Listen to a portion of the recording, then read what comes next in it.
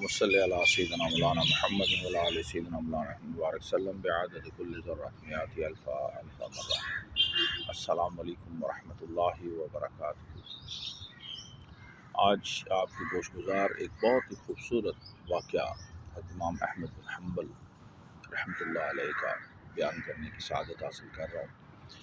یقیناً اسے سن کر آپ کے ایمان اور قوی ہو جائے گا، مضبوط ہو جائے گا، روشن ہو جائے گا انشاءاللہ۔ حضرت امام احمد بن حنبل فقہ حنبلی کے امام ہیں، جیسے چاروں امام گزرے ہیں ہمارے اہل سنت والجماعت کے، حضرت امام ابو حنیفہ، امام شافعی، امام مالک، حضرت امام حنبل، یہ چاروں فقہ کے علماء ہیں۔ اسی طرح امام احمد بن حنبل جو ہیں وہ حنبلی سلسلے کے جو فقہ کے امام گزرے ہیں۔ اہل عرب میں آج بھی ان کا فقہ رائج ہے۔ آپ فرماتے ہیں کہ مجھے 7 لاکھ صحیح احادیث یاد تھی، 7 لاکھ صحیح احادیث، جس میں سے انہوں نے تقریباً 37-38 یا 40,000 مختلف روایات میں آتا ہے 40,000 تک کی احادیث سے اپنی مسند کو تحریر کی، مسند امام احمد بن حنبل کو لکھا۔ 40,000 احادیث صحیح حدیث سے۔ آپ کے دور جو تھا وہ بنو عباس کا دور تھا۔ آپ بنو عباس کے دور کو پایا آپ نے۔ آپ اس دوران ایک بہت بڑا فتنہ علماء سوء کی طرف سے اٹھا، جھوٹے علماء جو دنیاوی مفاد کے لیے مختلف فضولیات کو گھڑ کر دنیاوی فائدہ اٹھانے کے لیے پیسے لیتے اور اپنے لیے دنیا کی آرائش و زیبائش کا ذریعہ پانے کے لیے جھوٹ باندھتے۔ اس دور میں قرآن کے خلق ہونے کا اوپر انہوں نے فتویٰ دے دیا، جس پر جتنے بھی جید علماء ہیں ان سب نے اس کو رد کیا اور مخلوق ہونے کا انکار کیا کہ یہ مخلوق نہیں ہے۔ تو اس کے اوپر اس دور کا جو خلیفہ تھا معتصم باللہ، اس نے امام احمد بن حنبل کو گرفتار کر لیا۔ ڈرتے تھے ان سے بہت زیادہ، کیونکہ وہ حق بات کہنے میں گھبراتے نہیں تھے، اور بہت بڑی شخصیت تھی اس اپنے دور میں امام احمد بن حنبل۔ تو وہ ڈر کی وجہ سے انہوں نے فیصلہ یہ کیا کہ ان کو قید کر دیا جائے، کیونکہ وہ اختلاف کر رہے تھے بہت شدت سے، اور لوگوں میں اس کی بہت زیادہ تیزی سے اس چیز کی ایکسیپٹنس پھیل رہی تھی۔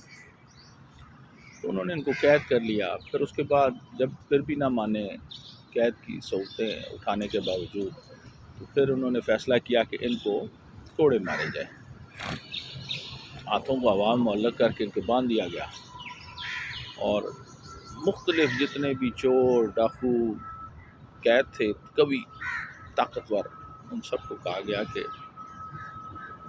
سب آ کے کوڑے ماریں گے۔ اور مارنے کا طریقہ یہ تھا ان کا کہ ایک وقت میں ایک آدمی 2 کوڑے مارے گا اور پوری طاقت سے مارے گا۔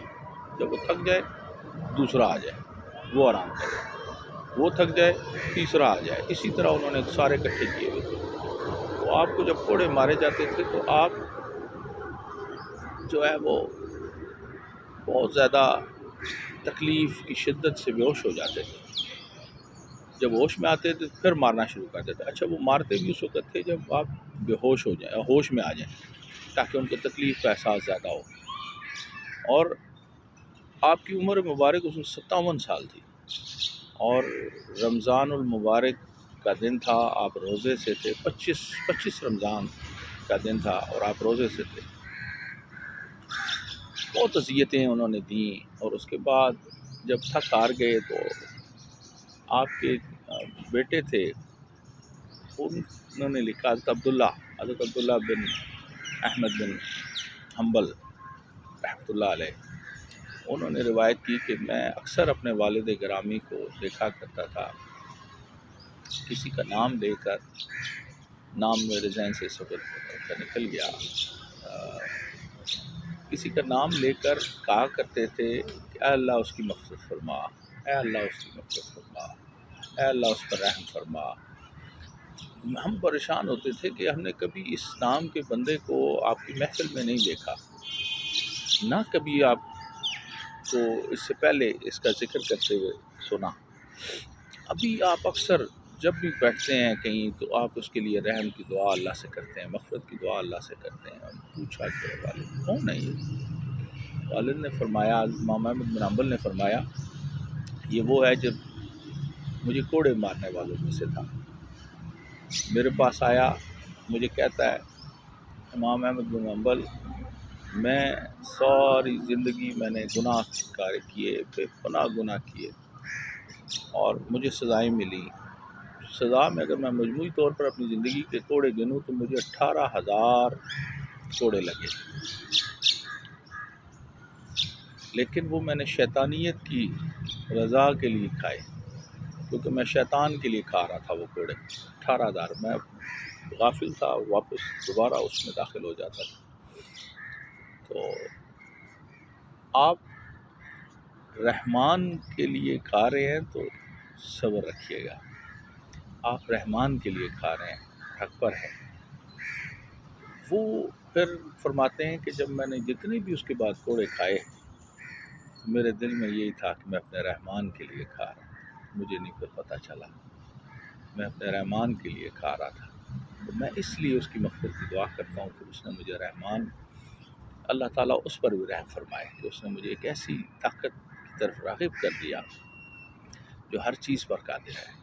اللہ تعالیٰ ہمیں دین اسلام کی سمجھ عطا فرمائے، دین اسلام کی تعلیمات پر عمل کرنے کی توفیق عطا فرمائے، اور ایسے پاک لوگوں کی محفلوں میں بیٹھنے کی توفیق عطا فرمائے۔ السلام علیکم ورحمۃ اللہ وبرکاتہ۔